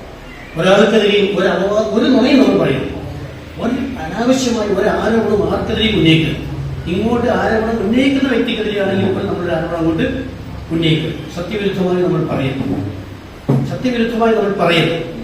പക്ഷെ ഇല്ല, ഞാൻ നേരത്തെ പറഞ്ഞ ഫേക്ക് ന്യൂസിന്റെയും ഈ പോസ്റ്റ് ട്രൂത്തിന്റെയും ഈ കാലഘട്ടമാണ്. ഇത് രണ്ടും ഉപയോഗപ്പെടുത്തിക്കൊണ്ടാണ് ഡീപ് സ്റ്റേറ്റ് എന്ന് പറയുന്ന ഉദ്യോഗസ്ഥന്മാർ കാര്യങ്ങൾ. ആ ഡീപ് സ്റ്റേറ്റ് നല്ല ഉദാഹരണമാണ് ഇവിടുത്തെ അന്നത്തെ CA എന്ന് പറയുന്ന വ്യക്തി. അദ്ദേഹം കൊടുക്കുന്ന ഒരു നരേറ്റീവാണ് ഈ ഈരാറ്റുപേട്ട എന്ന് പറയുന്നത്. എന്നാൽ ഈരാറ്റുപേട്ടക്കാരായ ചെറുപ്പക്കാരൊക്കെ ചില കേസുകൾ ആ കേസിൽ എരിയൊന്നുമില്ല, ശരിക്കും വസ്തുവാണ്. പക്ഷെ അവരൊക്കെ പലരും അവിടെ നിരവധി ജയിൽമോചനം വന്നിരിക്കുകയാണ്. വർഷങ്ങൾക്ക് ശേഷം ഒരു കേസ് അവരുടെ തെളിയിക്കാൻ കഴിഞ്ഞിട്ടില്ല. അപ്പൊ ഇങ്ങനെയുള്ള ഈരാറ്റുപേട്ടയെ ടാർഗറ്റ് ചെയ്യുമ്പോൾ നമ്മൾ ഈ പവിത്രമായ മാസത്തിൽ നമ്മൾ ഈ ഒരുമിച്ച് കൊടുക്കുമ്പോൾ നമ്മൾ ഇത്തരം കാര്യങ്ങൾ ഓരോരുത്തർ ചിന്തിച്ചുകൊണ്ട് നമ്മൾ പരമാവധി നന്മയും സൗഹാർദ്ദം ഒത്തുവെപ്പിച്ചുകൊണ്ട് ഈരാറ്റുപേട്ടയ്ക്ക് വേണ്ടി ഇതിനെതിരെ ശക്തമായി ചെറുക്കണം. അത് നമ്മളെല്ലാവരും ശബ്ദിക്കണം. അതിന് ഒറ്റക്കെട്ടായി ഇന്ന് അതിന് മുമ്പോട്ട് പോകാനുള്ള ഒരു പ്രചോദനമാകട്ടെ ഈ ഇഫ്താർ സംഗമം എന്ന് മാത്രം പ്രാർത്ഥിച്ചുകൊണ്ടും ആശംസിച്ചുകൊണ്ടും ഞാൻ സംവദിക്കുകയാണ്. ആഖിറു ദഅവാനാ അൽഹംദുലില്ലാഹി റബ്ബിൽ ആലമീൻ. അസ്സലാമു അലൈക്കും വറഹ്മത്തുള്ളാഹി വബറകാതുഹു. പ്രിയമുള്ള സഹോദരീ സഹോദരങ്ങളെ, എല്ലാവരും ഏകോദര സഹോദരന്മാരെ പോലെ ഒരുമിച്ച് സ്നേഹത്തില് കൂട്ടായ്മയില് കൈകോർത്ത് തോളോട് തോൾ ചേർന്ന് സന്തോഷത്തോടെ സംതൃപ്തിയോടെ ജീവിക്കുവാൻ വേണ്ടിയാണ് ദൈവം, അല്ലാഹു, ഈശ്വരൻ ഈ മനോഹരമായ ഭൂമിയും പ്രപഞ്ചവും നമുക്കായിട്ട് സൃഷ്ടിച്ചത്. അത് നമ്മുടെ അവകാശമാണ്. ആരും അത് കലാപഭൂമിയാക്കി തീർക്കരുത്. മനുഷ്യത്വം ഒരിക്കലും മരിക്കുവാൻ പാടില്ല. അതുകൊണ്ട് ഇതിനെതിരെ പ്രവർത്തിക്കുന്ന മതമൗലികവാദികളെ, മതവർഗീയവാദികളെ, തീവ്രവാദികളെ ഒറ്റപ്പെടുത്തുവാൻ നമുക്ക് സാധിക്കണം. നമുക്ക് ഒത്തൊരുമിച്ച് ഇതിനായിട്ട് കൈകോർക്കാം. സ്നേഹത്തിന്റെ പ്രവാചകരായിട്ട്, സന്ദേശവാഹകരായിട്ട് നമുക്ക് തീരാം. നമുക്കറിയാം, ആർക്കും ഒരു വെല്ലുവിളിയല്ല. മതസൗഹൃദം നാം ഒരിക്കലും തകരുവാന് അനുവദിക്കരുത്. ഒരു നല്ല മുസ്ലിമിന് മാത്രമേ ക്രിസ്ത്യാനിയെയും ഹൈന്ദവനെയും അംഗീകരിക്കുവാന്, ആദരിക്കുവാന് സാധിക്കുകയുള്ളൂ. ഒരു നല്ല ക്രിസ്ത്യാനിക്ക് മാത്രമേ ഒരു മുസൽമാനെയും ഒരു ഹൈന്ദവനെയും സ്നേഹിക്കുവാന്, ബഹുമാനിക്കുവാന്, ആദരിക്കുവാൻ സാധിക്കും. ഒരു നല്ല ഹൈന്ദവന് മാത്രമേ ഒരു മുസ്ലിമിനെയും ക്രിസ്ത്യാനിയെയും അതുപോലെ അംഗീകരിക്കുവാൻ, ആദരിക്കുവാൻ സാധിക്കൂ. മറ്റു മതവിശ്വാസങ്ങളെ ഒരിക്കലും നിന്ദിക്കാതിരിക്കുക. പരസ്പര ധാരണയിലും ഐക്യത്തിലും മുന്നോട്ട് പോകാൻ നമുക്ക് ജാതി, മത, വർഗ, വർണ്ണ, ലിംഗ രാഷ്ട്രീയത്തിന് അതീതമായിട്ട് നാം ഒരു കുടുംബം, ആ ഒരു ചൈതന്യത്തില് കൈകോർത്ത് തോളോട് തോൾ ചേർന്ന് പോകുവാന് നമുക്ക് സാധിക്കണം. ലോകം മുഴുവൻ ബഹുമാനിക്കുന്ന, ആദരിക്കുന്ന ഫ്രാൻസിസ് പാപ്പ പരസ്പര ബഹുമാനത്തിന്റെയും സഹകരണത്തിന്റെയും സാർവത്രിക സാഹോദര്യത്തിന്റെയും പാതകളിലേക്ക് എല്ലാവരെയും ക്ഷണിക്കുന്നു. വിശ്വാസം, സാഹോദര്യം, അനുകമ്പ എന്നിവയെ അദ്ദേഹം പ്രത്യേകമായിട്ട് പ്രഘോഷിക്കുന്നു, അതിനുവേണ്ടി പ്രവർത്തിക്കുന്നു. ഹൃദയത്തിന്റെ പാലങ്ങൾ നിർമ്മിക്കണം നാം. മതമോ വംശമോ പരിഗണിക്കാതെ മറ്റുള്ളവരുടെ കഷ്ടപ്പാടുകൾ സ്വീകരിക്കുന്നതിലൂടെ കൂടുതൽ നീതിയുള്ളതും മാനുഷികവുമായ സമൂഹം കെട്ടിപ്പടുക്കുന്നതിൽ നമുക്ക് ഒത്തിരി സംഭാവനകൾ ചെയ്യുവാൻ സാധിക്കും. സമാധാനത്തിന്റെയും നീതിയുടെയും പരസ്പര ബഹുമാനത്തിന് ഈ പാതയിൽ ഒരുമിച്ച് നടക്കണം മാർപ്പാപ്പയുടെ വാക്കുകളുണ്ട്. അതുപോലെ തന്നെ ഐക്യരൂപത്തിന് പകരം വ്യത്യസ്ത വിശ്വാസങ്ങളുടെയും സംസ്കാരങ്ങളുടെയും ജനങ്ങളുടെയും യോജിച്ചുള്ള സഹവർത്തിത്വത്തിലൂടെ ഐക്യം കൈവരിക്കുന്ന ഒരു ലോകക്രമം നമുക്ക് ഇവിടെ ഉണ്ടാകുവാൻ സാധിക്കണം. എല്ലാവർക്കും ബലിതിരുനാളിന്റെ പെരുന്നാളിനെ മറക്കാനാവാത്ത 1000 മംഗളങ്ങള് ഒത്തിരി സ്നേഹത്തോടെ ഞാൻ ആശംസിക്കുന്നു. ഈ ഈദ് സൗഹൃദം, മതസൗഹൃദം എന്നും ഉണ്ടാകട്ടെ. ഈ സൗഹൃദം ഊട്ടി ഉറപ്പിക്കുവാൻ നമുക്ക് സാധിക്കട്ടെ. നന്മയുടെ, സ്നേഹത്തിന്റെ, സൗഹൃദത്തിന്റെ പ്രവാചകരായിട്ട് നമുക്ക് തീരാം. അതുപോലെ ലഹരിക്കെതിരെ നമുക്ക് ഒന്നിച്ച് പോരാടാം. ഓരോ സമുദായവും സ്വയം വിമർശനം നടത്തുക. സഹോദര സ്നേഹത്തിനെതിരായ ഒരു വാക്കുപോലും നമ്മിൽ നിന്നും ഉണ്ടാകുവാൻ പാടില്ല. അത് ദൈവവിശ്വാസത്തിന് എതിരാണ്. ജമാഅത്തെ ഇസ്ലാമി സംഘടിപ്പിച്ചിരുന്ന ഇഫ്താർ വിരുന്നിലെ കാഞ്ഞിരപ്പള്ളിയിലും ഇടക്കൊന്നൊക്കെ ഞാൻ പങ്കെടുത്തിരുന്നു. എന്നെ ക്ഷണിച്ചിരുന്നു. ഒത്തിരി സന്തോഷമുണ്ട്. ഇവിടെയും എന്നെ ക്ഷണിച്ചതിൽ ഒത്തിരി നന്ദി, നമസ്കാരം. Thank you. വേദിയിൽ സദസ്സിൽ ഉപസ്ഥാപിക്കുന്ന ഏറ്റവും ബഹുമാനരായ വ്യക്തിത്വങ്ങളെ, ജമാഅത്തെ ഇസ്ലാമി ഈരാറ്റുപേട്ട ഏരിയ കമ്മിറ്റിയുടെ ആഭിമുഖ്യത്തിൽ ഇതുപോലൊരു ഇഫ്താർ സംഗമത്തിൽ പങ്കെടുക്കുന്നതിൽ ഒരവസരം ലഭിച്ചതിൽ എനിക്ക് അതിയായ സന്തോഷമുണ്ട്. ഞാൻ ദീർഘമായ മറ്റു കാര്യങ്ങളിൽ ചോദ്യം കിടക്കുന്നില്ല. ഇന്ന് ഈ ഇഫ്താർ സംഗമത്തിന്റെ ഈ ഒരു മീറ്റിംഗിന്റെ പ്രധാനമായ ഉദ്ദേശം ഇന്ന് വർത്തമാനകാല സാമൂഹിക ജീവിതത്തിൽ മനുഷ്യ മനസ്സുകളെ അകറ്റിക്കൊണ്ടിരിക്കുന്ന വർഗീയ വിപത്ത് സമൂഹത്തിൽ നിന്ന് ഉന്മൂലനം ചെയ്യുക എന്നതാണ് പ്രധാന ലക്ഷ്യം എന്ന് ഞാൻ വിശ്വസിക്കുന്നു. വർഗീയ സ്പർദ്ധയോടൊപ്പം തന്നെ ലഹരിയും അതിന്റെ ക്രമാതീതമായ ഉപയോഗവും സാംസ്കാരിക കേരളത്തിന് അപമാനകരമായി കൊണ്ടിരിക്കുന്ന ഒരു കാലഘട്ടത്തിലാണ് നമ്മൾ ജീവിക്കുന്നത്. അപ്പോൾ ലഹരി ഉപയോഗത്തെയും മതശ്രദ്ധയും ഒരേ രൂപത്തിൽ തന്നെ നമുക്ക് കാണാം. ഇത് രണ്ടും നമ്മുടെ സമൂഹത്തെ കാണുന്നു നിൽക്കുന്ന ഏറ്റവും വലിയ ഒരു വിപത്താണ് ഈ രണ്ട് കാര്യങ്ങൾ. ഇതിൽ ഏറ്റവും പ്രധാനപ്പെട്ട ഒരു കാര്യം ഇവിടെ മുഖ്യ പ്രഭാഷണം നടത്തിയ ബഹുമാന്യനായ വ്യക്തിയോട് സൂചിപ്പിച്ചതുപോലെ ഇവിടുത്തെ ഒരു സമൂഹത്തിലാണെങ്കിലും മത മേഖലകളിലാണെങ്കിലും ചെറിയൊരു സമൂഹം വലിയൊരു സമൂഹത്തിന്റെ അല്ലെങ്കിൽ വലിയൊരു സിദ്ധാന്തത്തിന്റെ പൈതൃകവും പിതൃത്വവും ഏറ്റെടുത്തുകൊണ്ട് സമൂഹത്തിൽ അവരിറങ്ങിച്ചെന്ന് സമൂഹത്തിന്റെ മനസ്സിനെ കാർന്നു തിന്നുന്ന ഒരു ദയനീയമായ സ്ഥിതി.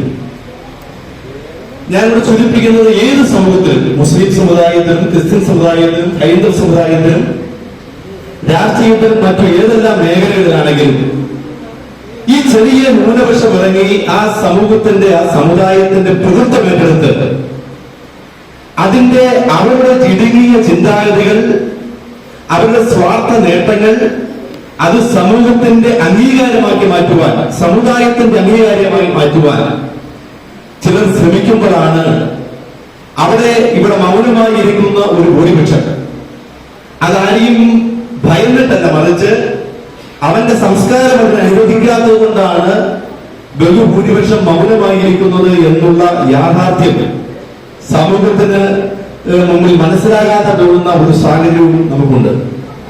ഈ കഴിഞ്ഞ ഒരു നമ്മുടെ അച്ഛൻ സൂചിപ്പിച്ചതുപോലെ പൂഞ്ഞാർ വിഷയവുമായി ബന്ധപ്പെട്ട് ഞാൻ അതിന്റെ ഒരു ഇരയായ ഒരു വ്യക്തിയാണ്. ഞാൻ അതിന്റെ വിശദാംശങ്ങളിലേക്കൊന്നും കടക്കുന്നില്ല. അപ്പൊ ഞാൻ മുമ്പ് സൂചിപ്പിച്ചതുപോലെ ചില ന്യൂനപക്ഷങ്ങൾ സമുദായത്തിലെയും സമൂഹത്തിലെയും ചില ന്യൂനപക്ഷങ്ങൾ അവർ അതിന്റെ മുഴുവൻ പിതൃത്വം ഏറ്റെടുത്തുകൊണ്ട്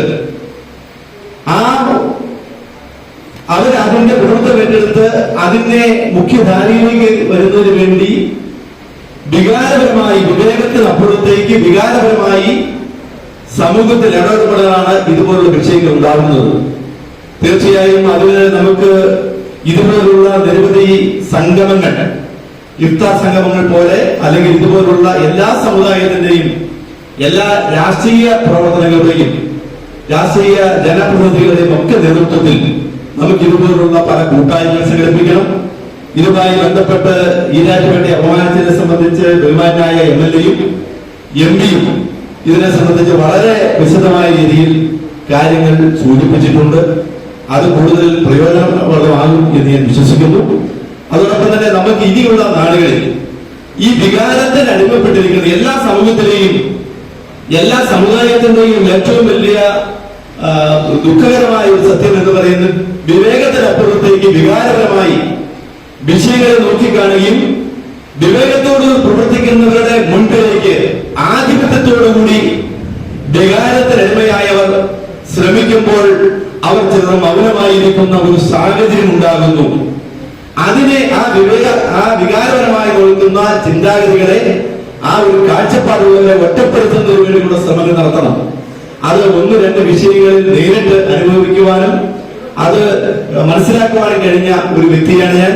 തീർച്ചയായും ഞാൻ മറ്റു യാതൊന്നും മനസ്സിൽ വെച്ചുകൊണ്ടല്ല ഞാൻ ഇവിടെ സൂചിപ്പിക്കുന്നത്.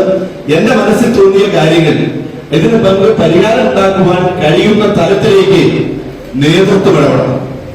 അത് സമുദായ നേതൃത്വം ഉൾപ്പെടെ സാമൂഹ്യ സ്പർദ്ധ വരുത്തുന്ന തലത്തിൽ ആരെങ്കിലും പ്രവർത്തിച്ചാൽ ആ സമുദായത്തിന്റെ ഏത് ഉന്നതനാണെങ്കിലും ശക്തമായി മാനുഷാത അരുത് എന്ന് പറയുവാനുള്ള ആർജവം അത് സഭാ നേതൃത്വത്തിൽ ഉണ്ടാവണം. നമ്മുടെ സമുദായ നേതൃത്വത്തിലുണ്ടാവണം. അവിടെ മൗനമായിരിക്കുന്ന ആ വിവേകമതികൾ, അതാണ് നമ്മുടെ സമൂഹത്തിൽ ഏറ്റവും വലിയ വിപത്തുണ്ടാകുന്നത്. അതിന് മാറ്റം ഉണ്ടാക്കുന്നതിന് വേണ്ടി നമുക്ക് കൂട്ടായി ശ്രമിക്കാം. എന്താണെങ്കിലും ഇതുപോലുള്ള ഇഫ്താർ സംഗമത്തിൽ അനവധിയായ ഇഫ്താർ സംഗമങ്ങളിൽ പങ്കെടുക്കുവാനുള്ള ഭാഗ്യം എനിക്ക് ലഭിച്ചിട്ടുണ്ട്. ഇനിയും ഇതുപോലെ ചെറിയ കൂട്ടായ്മകൾ നമ്മുടെ സമൂഹത്തിൽ പുതിയൊരു പന്താവ് വെട്ടിത്തെളിച്ച് ഞാൻ മുമ്പ് സൂചിപ്പിച്ച പോലെ അതോടൊപ്പം തന്നെ ലഹരിക്കെതിരെ നമ്മൾ പ്രതികരിക്കേണ്ട സമയം ജാതിക്കും മതത്തിനും അപ്പുറത്തേക്ക് പോയിക്കൊണ്ടിരിക്കുന്നു. എത്രയോ കുടുംബങ്ങളിലെ കാരണവന്മാരെ പണത്തിന് വേണ്ടി അല്ലെങ്കിൽ തന്നെ ലഹരി വസ്തുക്കൾ വാങ്ങിക്കുന്നതിന് വേണ്ടി അവരെ അടിച്ചുകൊണ്ട വാർത്തകൾ നമ്മുടെ പത്രമാധ്യമങ്ങളിലും ദൃശ്യമാധ്യമങ്ങളിലും നമ്മൾ കാണുന്നു. അവിടെയും നമ്മൾ മൗനമായിരിക്കുന്ന സ്ഥിതിയിലേക്ക് നമ്മുടെ സമൂഹം പോയിക്കൊണ്ടിരിക്കുന്നു. ഞാൻ അടക്കമുള്ളവർ അതിന് ഉത്തരവാദികളാണ്. അതിന് മാറ്റം എടുക്കുന്നതിന് വേണ്ടി ഒരു വിശ്രാമത്തോടുകൂടി, ആർജവത്തോടുകൂടി, തന്റേടത്തോടുകൂടി ധിക്കാരിയെ പോലെ പ്രവർത്തിക്കുവാൻ കഴിയുന്ന പുതിയൊരു തലമുറ നമുക്ക് വാർത്തെടുക്കുവാൻ നമുക്ക് ഇതുപോലുള്ള സംഗമങ്ങൾക്ക് സാധിക്കട്ടെ എന്ന് ആശംസിക്കുന്നു. ഈ ഇഫ്താർ സംഗമത്തിൽ ക്ഷണിച്ച ഇതിന്റെ ബഹുമാനരായ ജമാഅത്തെ ഇസ്ലാമിയുടെ ഭാരവാഹികളെ പ്രത്യേകമായി ഹൃദയപൂർവ്വം നന്ദി അറിയിച്ചുകൊണ്ട് ഞാൻ നിർത്തുന്നു. നന്ദി, നമസ്കാരം. ജമാഅത്തെ ഇസ്ലാമി വർഷങ്ങളായിട്ട് ഇരട്ടോട്ടിയിലെ പ്രവർത്തനം ആരംഭിച്ച കാലം മുതൽ അതിനകത്ത് പങ്കെടുക്കുന്ന ഒരാളാണ്. ജമാഅത്തെ ഇസ്ലാമി ഇപ്പോൾ ഉണ്ടാക്കണമെന്ന് പറഞ്ഞ് സൗഹൃദവേദി പണ്ട് ഉണ്ടാക്കിയാലും അത് എത്ര പേർക്ക് അറിയാമെന്ന് എനിക്കറിയത്തില്ല. ഇരട്ടോട്ടെ സൗഹൃദവേദി എന്ന് പറഞ്ഞുകൊണ്ട് പൊതുവിഷയങ്ങൾ ചർച്ച ചെയ്യുന്നതിന് വേണ്ടി ഒരു ബോഡി തന്നെ ഉണ്ടാക്കി അതിന്റെ പ്രസിഡന്റാക്കി തന്നെയാണ് ഗവർണർ. അപ്പൊ ഞാൻ അതിലേക്കൊന്നും പോകുന്നില്ല. ഇവിടെ സമത് പറഞ്ഞ വിഷയം ഇല്ലാന്ന് ഞാൻ പറയുന്നില്ല. കാരണം ഞാൻ ഇന്നിപ്പം വരുന്ന പീരുവേട്ടിയിൽ നിന്ന് ഒരു വക്കീലിനെ കാണാൻ പോയതാണ്. അപ്പൊ ഇങ്ങനെ അഡ്രസ് പറഞ്ഞപ്പോൾ ഞാൻ എം.കെ. തോമസൂട്ടി മുതുവിനക്കൽ നടക്കൽ തോമസൂട്ടി പേട്ടയിലാണ് താമസിക്കുന്നത്. ഞാൻ പറഞ്ഞു ഞാനവിടെ ജനിച്ചു വളർന്ന് നേരത്തെ കടുവാവടിയിലായിരുന്നു. 12 വർഷമായിട്ട് ഇപ്പൊ നടക്കല. ഓ, പേട്ടയിലല്ലേ? അപ്പൊ ആ ചോദ്യത്തിന്റെ അർത്ഥം വേറെയാണ്. ഞാൻ അതിലേക്കൊന്നും പോകുന്നില്ല. അങ്ങനെയുള്ള തെറ്റിദ്ധാരണ ഇല്ല എന്ന് പറയാൻ പറ്റിയല്ല. പണ്ട് നമ്മളൊരു വീഡിയോ ചെയ്ത് തന്നെയായിരുന്നു ഭക്ഷണവുമായിട്ട് ബന്ധപ്പെട്ട്. എന്തായിരുന്നു അത്? ഹോട്ടലില് എന്തായിരുന്നു വിഷയം? ഞാനന്ന് കോട്ടയത്തിന് പോകുന്ന വഴിക്ക് എന്നെ തിരിച്ചു വിളിച്ച് ഇരട്ടപ്പെട്ട കുഞ്ഞാർകൃഷ്ണൻ എന്നോട് ഒരു അഭിമുഖം കൊടുക്കണമെന്ന് പറഞ്ഞ് ഞാൻ കൊടുത്ത് ഞാൻ ഓക്കെ. അപ്പം ഇതൊക്കെ ഇല്ല എന്ന് പറയുന്ന കാര്യങ്ങളല്ല. ഇതൊരു പൊതു ചർച്ചയിലേക്ക് വരുന്നതും നല്ലതാണ്. എന്താണെങ്കിലും അതിന് നേതൃത്വം കൊടുക്കാൻ പറ്റിയ ഏറ്റവും നല്ല ഒരു പ്രസ്ഥാനം ജമാഅത്തെ ഇസ്ലാമി പോലെ രാഷ്ട്രീയത്തിന് അവർക്ക് രാഷ്ട്രീയമുണ്ടെങ്കിലും ജമാഅത്തെ ഇസ്ലാമി പോലെയുള്ള പ്രസ്ഥാനങ്ങൾക്ക് സാധിക്കട്ടെ എന്ന് മാത്രമേ ഞാൻ ഇന്ന് പറയുവാൻ ആഗ്രഹിക്കുന്നുള്ളൂ. ഞങ്ങളൊക്കെ എന്താണെങ്കിലും ഈരാറ്റുപേട്ട വിട്ടുപോകാൻ ആഗ്രഹിക്കുന്നില്ല. എന്നോട് പലരും ചോദിക്കും, ഞാൻ ഈരാറ്റുപേട്ട ജനിച്ചുകൊണ്ടേ എന്റെ പിതാവ് 1947 ഈരാറ്റുപേട്ട കച്ചവടം തുടങ്ങിയ ഒരു കുടുംബത്തിൽ ഇന്ന് 3ാം തലമുറയായി ജീവിക്കുന്ന ഒരാളാണ്. എനിക്ക് അതിൻ്റെതായ ഒരു കുഴപ്പങ്ങളൊന്നും തോന്നിയായിരുന്നെങ്കിൽ എനിക്ക് ഈരാറ്റുപേട്ടയുടെ പുറത്ത് അനവധി സ്ഥലങ്ങളും അനവധി സാഹചര്യങ്ങളും പുറത്തുപോയി താമസിക്കാനുണ്ടെങ്കിൽ ഈരാറ്റുപേട്ടയിൽ താമസിക്കണം, മുനിസിപ്പൽ ഏരിയയിൽ താമസിക്കണം എന്നുള്ള വാശിയിൽ താമസിക്കുന്ന ഒരാളാണ് ഞാൻ. ഈരാറ്റുപേട്ട എന്നുള്ള അഡ്രസ് വരാൻ വേണ്ടി ഞാൻ കോളേജിൽ പഠിക്കുന്ന കാലത്ത് അന്ന് ലെറ്ററാണ് PND കേസ് നടത്തിയ ആളാണ്. കാരണം എന്റെ വീടെന്ന് പറയുന്നത് തലപ്പലം പഞ്ചായത്തിന്റെയും ഈരാറ്റുപേട്ട മുനിസിപ്പാലിറ്റിയുടെയും ബൗണ്ടറി അല്ല. ആ സ്ഥലത്തിന്റെ കുറെ ഭാഗം മുനിസിപ്പാലിറ്റിക്കകത്തു, വീടിരിക്കുന്ന ഭാഗം തലപ്പലം പഞ്ചായത്തിനകത്തുമായിരുന്നു. അന്ന് ഞങ്ങൾക്ക് ഈരാറ്റുപേട്ട എഴുതിയ കത്ത് തരികയില്ല. എന്റെ ഡ്രൈവിംഗ് ലൈസൻസും എന്റെ പാസ്പോർട്ടും ഒക്കെ എം.കെ. തോമസൂട്ടി മുതുമുണ്ടെങ്കിൽ ഈരാറ്റുപേട്ടാന്ന് തന്നെ എഴുതി മേടിക്കണമെന്നുള്ള വാശി മേടിച്ച ആളായിരുന്നു ഞാൻ. അങ്ങോട്ട് വേറെ വിഷയത്തിലേക്ക് പോകുന്നില്ല. സമയത്തിന്റെ പരിമിതി കൊണ്ട് പറഞ്ഞാൽ ഒത്തിരി കാര്യങ്ങള് പങ്കുവയ്ക്കാനുണ്ട്. ഇത്രയും നിറഞ്ഞ ഒരു സദസ്സിനെ നിങ്ങൾ വിളിച്ചു വരുത്തി നിങ്ങളെ പ്രത്യേകം അഭിനന്ദിക്കുന്നു. കോട്ടയത്ത് വെച്ച് നടന്ന മീറ്റിംഗിൽ എനിക്ക് പങ്കെടുക്കാൻ പറ്റിയില്ല, നിങ്ങളുടെ ജില്ലാ മീറ്റിംഗിൽ. എന്താണെങ്കിലും ഇതൊരു എല്ലാം ക്ഷമിക്കുകയും സഹിക്കുകയും ചെയ്യുന്ന കാലഘട്ടത്തിൽ ഉള്ള ഒരു സൗഹൃദ കൂട്ടായ്മ ഈരാറ്റുപേട്ടയ്ക്ക് തന്നെ ഗുണകരമായി മാറട്ടെ എന്നാശംസിക്കുന്നു. നന്ദി, നമസ്കാരം. വേദിയിലെ വിശിഷ്ട വ്യക്തിത്വങ്ങൾ, മറ്റ് പ്രിയപ്പെട്ട എല്ലാവരെയും സമയക്കുറവ് കൊണ്ട് ഒന്നിച്ചങ്ങ് വിഷയിക്കുകയാണ്. ഇപ്പോൾ ഞാൻ അല്പം താമസിച്ചു. അതായത് ജമാഅത്ത് ഇസ്ലാമിയുടെ പ്രവർത്തനത്തെ ആദ്യമേ തന്നെ അഭിനന്ദിക്കുന്നു. പ്രത്യേകിച്ച് ഇന്നത്തെ ഇഫ്താർ വിരുന്ന് സൗഹൃദ സംഭാഷണത്തിന്റെയും സൗഹൃദ കൂട്ടായ്മയുടെയും ഒരു ഒത്തൊരുമയും ഒരു കൂട്ടായ്മയുമാണ്. എനിക്ക് മുൻപ് സൂചിപ്പിച്ചതിനെ കുറിച്ച് ഞാൻ ഏകദേശം എനിക്ക് ഇന്നത്തെ കാലഘട്ടത്തിൽ അല്ലെങ്കിൽ ഇന്നത്തെ ഒരു സാമൂഹ്യ ചുറ്റുപാടിൽ നിന്നുകൊണ്ട് പറയാൻ സാധിക്കും. ഈരാറ്റുപേട്ട എന്ന് പറയുന്ന നാടിന്റെ പൈതൃകവും പാരമ്പര്യവും സംസ്കാരവും അത് ഈരാറ്റുപേട്ടയിൽ ഇപ്പോൾ നമ്മുടെ തോമസൂട്ടിച്ചേട്ടൻ പറഞ്ഞ പോലെ ഈരാറ്റുപേട്ടയിൽ ജനിച്ചവർക്കും ഈരാറ്റുപേട്ടയുമായിട്ട് ബന്ധപ്പെട്ട് നിന്ന് വളർന്നവർക്കും ഈരാറ്റുപേട്ടയുടെ അനുഭവം മനസ്സിലായവർക്കും മാത്രമേ അറിയുവാൻ സാധിക്കുകയുള്ളൂ. നഗരസഭാ ചെയർപേഴ്സണിന്റെ പലപ്പോഴും നമ്മുടെ വെളിയിലേക്കൊക്കെ പല ഉദ്യോഗസ്ഥ തലത്തിലൊക്കെ നമ്മൾ പോയി പല കാര്യങ്ങൾ നേടിയെടുക്കുവാൻ ചെല്ലുമ്പോഴും മൈന്യൂട്ടായിട്ടുള്ള ചില കാര്യങ്ങൾ, അത് ഉത്സവം മുതൽ ആഘോഷം മുതൽ എല്ലാ പരിപാടികളും മൈന്യൂട്ടായിട്ടുള്ള ഒരു കാര്യങ്ങൾ ഉണ്ടായിട്ടുണ്ടെങ്കിൽ അതിനെ വലിയ രീതിയിൽ ഇകഴ്ത്തി കാണിച്ചുകൊണ്ട് ഈരാറ്റുപേട്ട എന്ന നഗരത്തെ ഒന്നടക്കം താറുമാറാക്കിക്കൊണ്ട് ഈരാറ്റുപേട്ട എന്ന് പറയുന്ന പട്ടണം മോശമാണ്, അവിടുത്തെ ജനങ്ങളെല്ലാം ഇന്നാണെന്ന് പറയുന്ന ഒരു കാഴ്ചപ്പാടുള്ള ഒരു സാഹചര്യത്തിലേക്ക് ചില താല്പര്യ കക്ഷികൾ അതിന്റെ ഒരു പ്രവർത്തനം മുന്നോട്ട് കൊണ്ടുപോകുന്നുണ്ട്. പക്ഷെ അവരെ ഒറ്റപ്പെടുത്തിക്കൊണ്ട് അത് സംസാരിക്കേണ്ടത് നമ്മുടെ ഈരാറ്റുപേട്ടയിലെ ഒരു പ്രത്യേക വിഭാഗത്തിൽ അല്ലെങ്കിൽ മുസ്ലിം സമുദായത്തിൽപ്പെട്ടവരല്ല, മറിച്ച് നമ്മുടെ സഹോദര സമുദായത്തിൽപ്പെട്ടവർ തന്നെയാണ് ഇതിനെതിരെ ശക്തമായിട്ട് പ്രതികരിക്കേണ്ടത്. കാരണം ഈരാറ്റുപേട്ടയുടെ പാരമ്പര്യം നോക്കിക്കാണുമ്പോൾ വ്യാപാര മേഖല, അതുപോലെ തന്നെ ആരോഗ്യ മേഖല, മറ്റ് വ്യവസായ മേഖല, എല്ലാ മേഖലയിലും ഇങ്ങോട്ട് ആര് കടന്നു വന്നാലും സഹർഷം സ്വാഗതം ചെയ്തുകൊണ്ട് അവരെ രണ്ടുകൈയും നീട്ടി സ്വീകരിച്ചുകൊണ്ട് അവർക്ക് ആവശ്യമായ എല്ലാ സംവിധാനങ്ങളും ഒരുക്കി കൊടുക്കുന്ന ഒരു പാരമ്പര്യമുള്ള മഹത്തായ ഒരു നാടാണ്. ഇപ്പം ഞാനൊരു ഇഫ്താർ മീറ്റ് കഴിഞ്ഞപ്പോൾ നമ്മുടെ അപ്പച്ചൻ കുറ്റാടി എന്ന് പറയുന്ന അദ്ദേഹം ഉണ്ടായിരുന്നു. ഞാൻ ഒത്തിരി സന്തോഷത്തോടുകൂടി ഒത്തിരി അഭിനന്ദനത്തോടുകൂടി ഞാൻ അദ്ദേഹത്തെ അനുമോദിച്ചു. കാരണം ഈരാറ്റുപേട്ട എന്താണ് ഇത്രയധികം പാരമ്പര്യത്തോടുകൂടി അല്ലെങ്കിൽ ഈരാറ്റുപേട്ടയുടെ ഒരു കാഴ്ചപ്പാടിനെ കുറിച്ചും ഈരാറ്റുപേട്ടയെ തുറന്നു കാണിച്ചുകൊണ്ട് അദ്ദേഹം കഴിഞ്ഞ ദിവസം FB ഒരു പോസ്റ്റ് പങ്കുവെക്കുകയുണ്ടായി. അപ്പൊ ഏതായാലും അത് നല്ലൊരു തുറന്ന ചർച്ച തന്നെ വേണം. അതിന് ശക്തമായ ചർച്ചയല്ല, പല രീതിയിലും ഈ ഒരു പ്രശ്നം ഉണ്ടായപ്പോൾ തന്നെ നഗരസഭാ ചെയർപേഴ്സൺ പലരും എന്ന് പറഞ്ഞു ശക്തമായ പ്രതിഷേധ പ്രകടനം ഇതിൽ വേണം. ഞാൻ പറഞ്ഞല്ല, നമുക്ക് നിയമപരമായിട്ട് തന്നെ നമുക്ക് കൈകാര്യം ചെയ്യണമെന്ന് പറഞ്ഞു. തൊട്ടടുത്ത ദിവസം ഈ ഒരൊറ്റ അജണ്ട വെച്ചുകൊണ്ട് തന്നെ മുനിസിപ്പൽ കൗൺസിൽ മീറ്റിംഗ് കൂടി ഈ വിദ്വേഷ പ്രസംഗത്തെ പരാമർശിച്ചുകൊണ്ട് തന്നെ ലീഗൽപരമായിട്ട് നിയമപരമായിട്ട് തന്നെ ദിവസവും മുന്നോട്ട് പോകുവാനായിട്ട് തീരുമാനം എടുത്തിട്ടുണ്ട്. തീർച്ചയായിട്ടും അങ്ങനെ തന്നെ പോകുവാനായിട്ടാണ് എല്ലാവരുടെയും നഗരസഭയുമായിട്ട് ബന്ധപ്പെട്ട എല്ലാ അനുഭവമുള്ള മുഴുവൻ വ്യക്തിത്വങ്ങളെയും കോർത്തിണക്കിക്കൊണ്ട് വലിയ ശക്തമായ രീതിയിൽ ഇതിനെതിരെ ശക്തമായി പ്രതികരിക്കുവാനും പ്രതിഷേധിക്കുവാനും നിയമത്തിന്റെ ഭാഗയിൽ തന്നെ നിന്നുകൊണ്ട് ഞങ്ങൾ തീർച്ചയായിട്ടും ഇങ്ങനെയുള്ള ചിത്രശക്തികളെ നമുക്ക് ഒറ്റപ്പെടുത്തണമെന്ന് മാത്രം പറയുവാനാണ് ഈ അവസരത്തിൽ ഞാൻ ആഗ്രഹിക്കുന്നത്. ഒരിക്കൽ കൂടി ജമാഅത്ത് ഇസ്ലാമിയുടെ ഈ കൂട്ടായ്മയ്ക്ക് എല്ലാവിധ ആശംസകളും നേർന്നുകൊണ്ട് നിർത്തട്ടെ. നന്ദി, നമസ്കാരം.